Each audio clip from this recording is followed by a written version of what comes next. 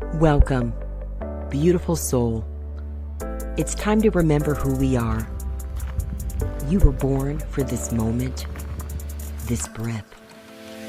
Nature teaches us and reminds us that whatever it is that we are searching for, that whatever our hearts and souls are longing for, we must know our unlimited power and worth. It's all already within us.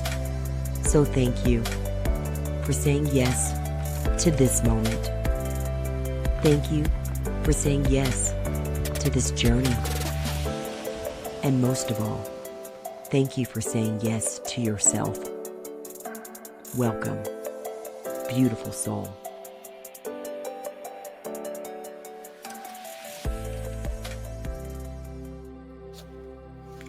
Welcome, beautiful soul. I'm so grateful that you have made time and space to join us today.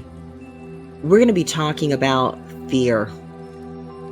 And I know that doesn't sound so exciting, and yet it's so necessary for us to pay attention to the role that we give fear. Yes, fear has a role, and it's a role we give to fear in our own lives. And sometimes that role can be more influential and have more of a say than what we truly intend. So we're going to examine that. Is fear in the driver's seat of our car? Is fear driving? And sometimes we're not even aware of it. First, though, we're going to do some breathing. So if you're able to join us by closing your eyes, go ahead and do so. And this is our time to slow it down and come back to ourselves. We get to step away from the busyness around us. Step away from everything that's calling us. And pause so that we can come back to ourselves. That is the gift of breath. So go ahead and simply breathe. Notice your own inhale and exhale.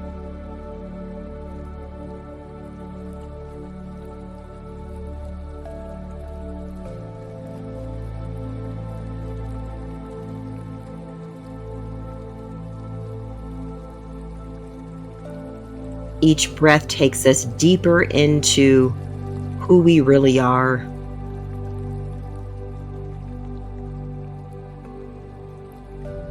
It helps us to see the space between the thoughts and the truth. We spend a lot of time and energy in our thoughts, in the thought realm. And breath is that beautiful invitation to simply breathe and be. Be connected to your own inner reservoir of truth, your own inner light, and your own inner power is waiting for us when we simply breathe.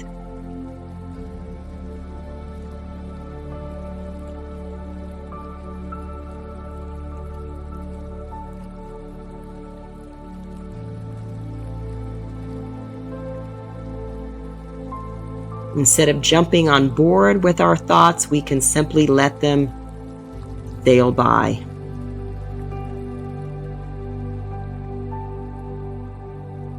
As we go deeper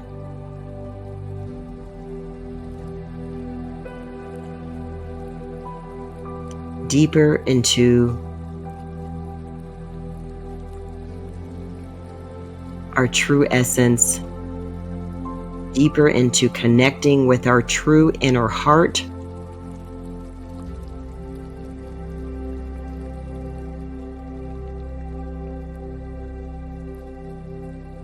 where we remind ourselves that every inhale serves as the invitation for us to receive the reassurance, the encouragement, the reminder that we are already enough and that everything that we need is really already within us.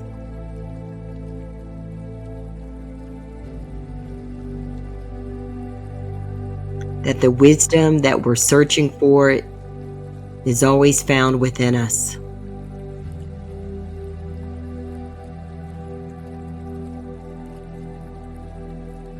And every exhale is an opportunity to let go of everything that we've accumulated that now we can release. And I always imagine breath as a beautiful recycling. The recycling of all that is for us, we take in, and all that is not needed, we send out. And I imagine it going out to the light of lights to be recycled back into light. The same way I often say that the oxygen we receive from all of our plant life and trees that is for us, we send back the carbon dioxide as a nourishment for all of that plant life. So we're each giving and we're each receiving, all connected as one beautiful breath of life.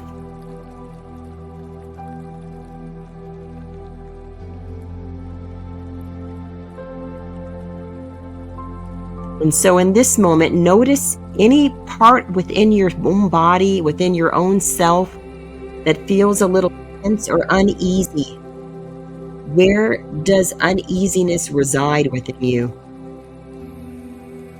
Is it around the temples of your head? The skull of your head? Between your eyebrows? Beneath your eyes? Behind your eyes?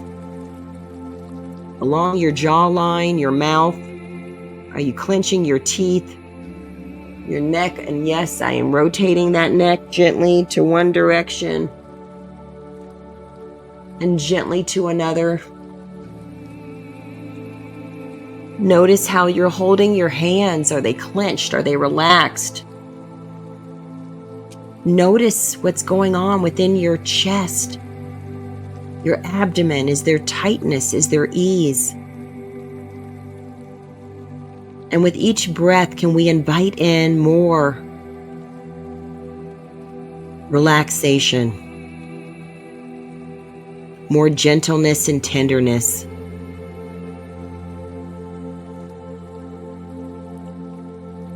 Letting go of any angst,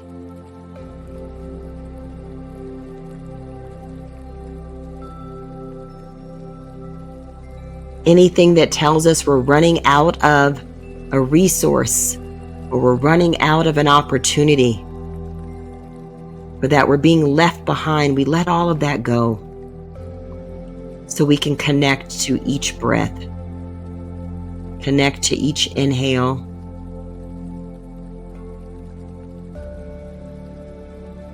that says all is well.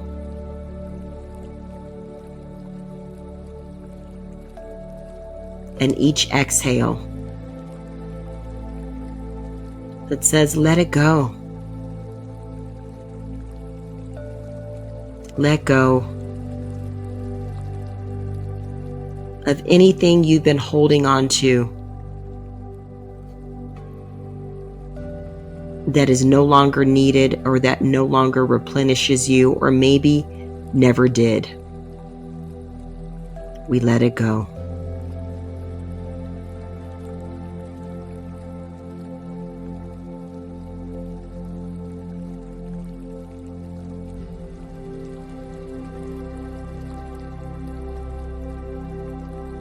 And we're going to do one long breath together.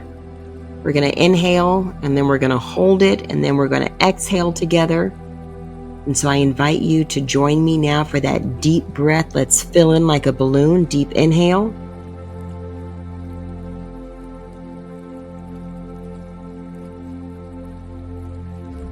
And hold all that air in.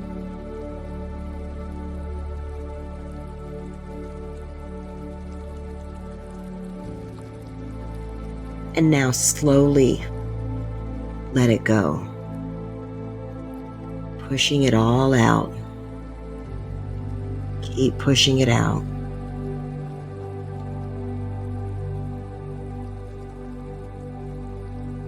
And now with your eyes closed, go ahead, return to normal breathing.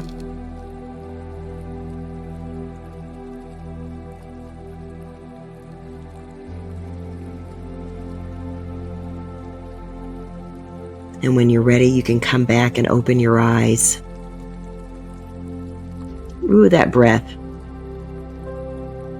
It is our doorway, the gateway, the entryway into so much ease, into the reminder that we are so amazingly created, designed, such that when we breathe, we reconnect with all that is for us. And it sounds so simple that our minds disregard it and say things like, there's no way that breath can help me in this moment. There's too much happening. The last thing I have time for is to slow down and breathe. I need to figure this out. I need to solve this. I need to do. And I want you to remember that the best gift we can sometimes give ourselves is the space to simply breathe. Not actually checking something off of our list, but as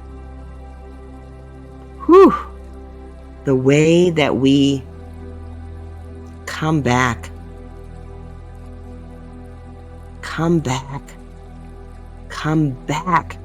to the truth of who we are, our true essence. We're talking about fear today, and fear is the opposite of all of that. Fear will tell you, definitely don't stop to breathe. Fear can keep us so panicked that often we aren't breathing. It's so shallow, it's so high up, it's stuck in our throat or in the top part of our chest. It's shallow. Fear squeezes out. It constricts the truth. And yet it dresses itself up as our helper, as our answer. It pretends to lead us to what we think we want. That if I just stay with these thoughts, if I just swim in that ocean of worry a little longer, I'll get what I'm searching for. Fear says, squeeze tight, hold on, and don't let go, or there will be nothing left of you or whatever it is that you desire. Fear says, hold on to that relationship that's not for me, because otherwise you won't survive alone. Fear says, keep putting up with what you know is not for you, because at least it's something. At least it's familiar. You're not ready for the unknown. Stick with what you know. What you don't know could be worse. Fear paints itself as a support and as a familiar answer. But there's always a deception and a denial attached to fear. And it comes along for the ride, and I say it likes to sneak into the car, so eventually it can edge you out of the driver's seat so that it can drive the car. And when fear is driving the car, we become more angry, more agitated, more defensive, more resistant. We become filled with thoughts of lack, of not enoughness, not enough of who we are, not enough of what we want, not enough around. It leads us to blaming everything around us, everyone around us, complaining. Fear enjoys the drama that keeps us from examining ourselves. Fear wants you to do anything except examine yourself unless you want to criticize yourself. Fear loves that. Fear wants you to tear yourself down, talk about all the things that you can't do, that you haven't done, all the mistakes that you've made, and hold those up as evidence that there's nothing else for you. It wants to steal your hope, rob you of your joy, tell you that there's no love, keep you from forgiveness of yourself and others, so that you become trapped in a car, heading down the highway with fear at the wheel and its foot on the gas. And can I tell you how that scenario ends up? We end up farther away from our truth. And we become passengers of our own lives, wondering why we feel so empty and dissatisfied and disconnected. And fear can dress itself up as, hey, I'm just protecting you. Hey, I'm just doing the things that I need to do to keep everything in control and going just right. Control is another form of fear. We're afraid that if I don't control it, I will be hurt, I will be lost, I will be betrayed or disappointed. So I need to control the situation, the relationship. I need to control what happens in this meeting. I need to control what happens on this job. I need to stay in control of my emotions, control of my life. Control is restriction. And it's another form of fear of being and going through what is true. Can I remind you that you are more powerful than can be imagined? You are designed to be able to face whatever unfolds, because whatever unfolds at the end of the day, I want you to remember it's always unfolding for us and with us. Fear likes to look at life as though it's happening to you. It's happening to us to keep us as the victim of our own life, to make us feel as though our choices are empty and without power. The most powerful thing we can do is say yes to ourselves, to the answer that is always within us. And when we listen to that, and breathing is a beautiful way to do it, going on a walk in nature is a wonderful way. Looking out at the window, I'm looking through my window now and looking at nature is a reminder that there is far more than what the spinning mind and thoughts will conjure up for you. Sometimes we need a little separation from those thoughts that try to keep us trapped and spinning. Like I think about those, those little carnivals that would come to town, the kind that would be in the shopping center parking lots, the kind that now I probably wouldn't be so excited to jump on those rides. But when I was about 10, 11, 12, you couldn't stop me from wanting to race onto one of those rides. and to secure ourselves in and then spin around and spin around and spin around and spin around. And fear will keep us just like that, spinning around. But if we examine more closely, we might see maybe I shouldn't be spinning around in something that feels a little rusty, that maybe hasn't gone through the latest inspection. I don't know. I'm just saying that. Hopefully they're going through inspections now. But back in the day, I don't think they even had those. And thankfully, I'm here.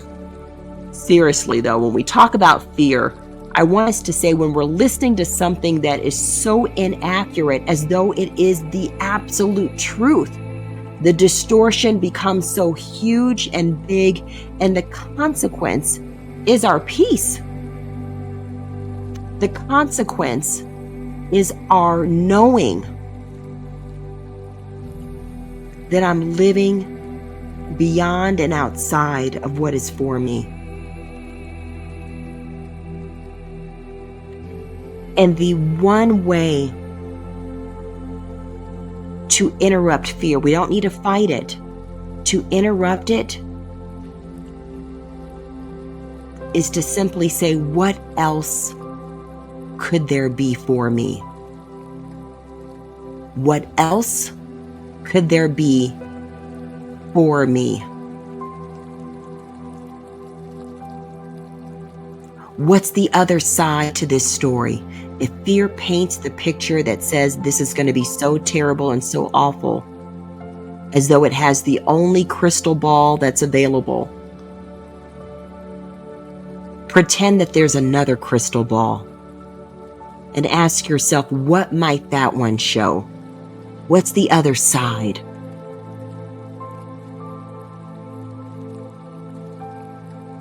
What's the other side?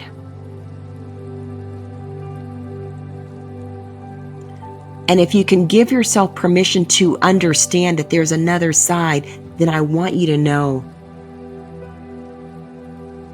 there's also truth.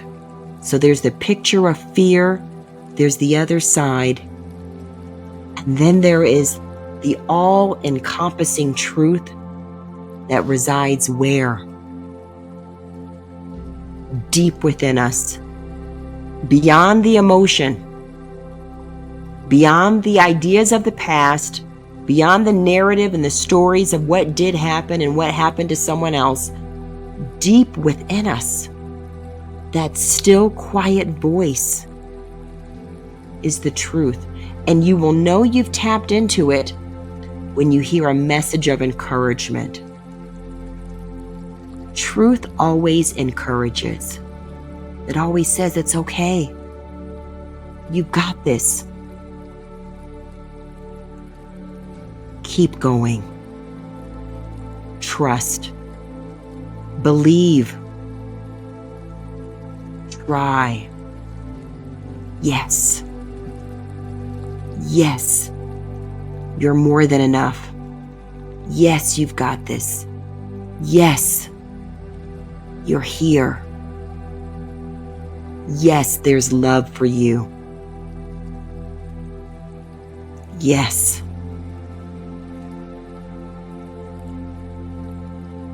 Fear will tell us the opposite. Panic, worry, overcompensate, stress yourself out by working to try to get your worth, answer, your approval. The truth is always connected to an ease, not easy, an ease. And that may sometimes feel so foreign and so uncomfortable and so different, like jumping into ice cold water. But if you just do a little bit, that's enough. Or maybe you're feeling brave enough and you're just going to jump in like you would into a cold ocean. There's no right way. There's simply the saying yes to it's time for me to live in harmony with what is for me and with what is my truth. Not the truth that you were given in school and by other people. The truth that's for you, always found within you. And the more we train ourselves to perceive it, to notice it, to connect with it, then the more we can begin to make space to honor it. And by doing that, fear loses its power and can no longer hold on to the steering wheel and can no longer drive the car. We want to interrupt the old patterns that tell us it can only be one way, that tell us that, what if I get it wrong? What if it doesn't work out? All of the what ifs, with the picture painted as worst case possible. Remember, there's another side of that story. And since there is another side, and there's another picture, there's also the truth, capital T truth. And you can connect with that. Why? Because it lives within you. We are so fabulously, wonderfully, amazingly created that each of us is designed to be able to perceive a truth that goes beyond our natural experience and knowledge. Now, the former journalist in me likes to sometimes say, if I just read enough and study enough and accumulate enough information, then I'll have everything I need. Can I tell you truth? Supersedes all of that. Because knowledge and information eventually becomes stale. We can't survive on it. But it can sometimes seem if I accumulate more news, more headlines, more of what's happening, then I'll be protected and safe and I'll know enough and be prepared enough. And it's never enough. Truth says, breathe. Listen. Believe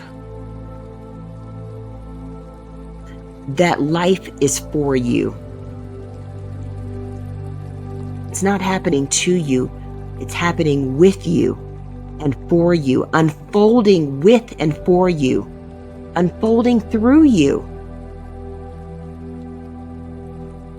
Instead of thinking about what the day will bring, ask yourself, what do I want to co-create in the day?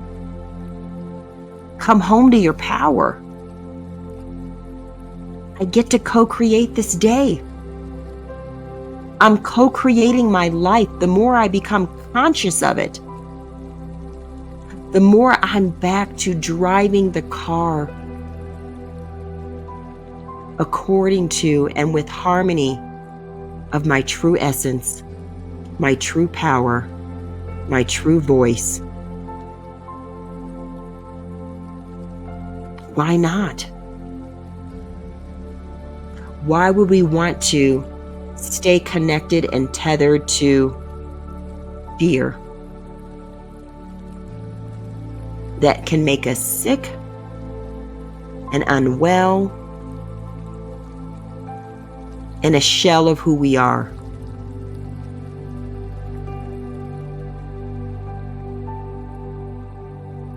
We deserve and are designed for so much more.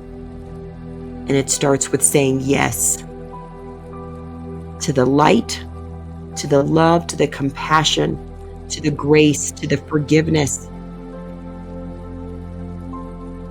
All of those are who you are. The seeds are already within you. And we get to decide, are we going to let those seeds grow? Are we going to water the seeds of hope and kindness instead of restricting ourselves and cutting ourselves off and cutting off other people and judging others, judging ourselves. A doorway back home is gratitude and kindness and being in this moment in presence. Fear can only survive outside of presence, based on the past and fear of the future. When we come back to this moment and we breathe and we say, I am okay, I am well. I may be feeling worried, I may be feeling scared and feeling trepidation. And my name is also peace. My name is power, yes. My name is grace. I could never be alone. I am part of the all. The all is part of me. You've heard me say it before. This beautiful quote from Rumi, R-U-M-I, you are not a drop in the ocean. You are the entire ocean in a drop. Reconnect with the ocean of who you are. The entire ocean in a drop. All of life is connected by the molecules, the stardust, the beauty, the divinity that's already in you. And our way home is saying yes to reconnecting to the love, the kindness, the peace, the joy, little by little, breath by breath. We get to choose to come home. And when we come home, then we get to drive the car on our own journey. And remember, it is truly a journey and not a race, designed with and for us.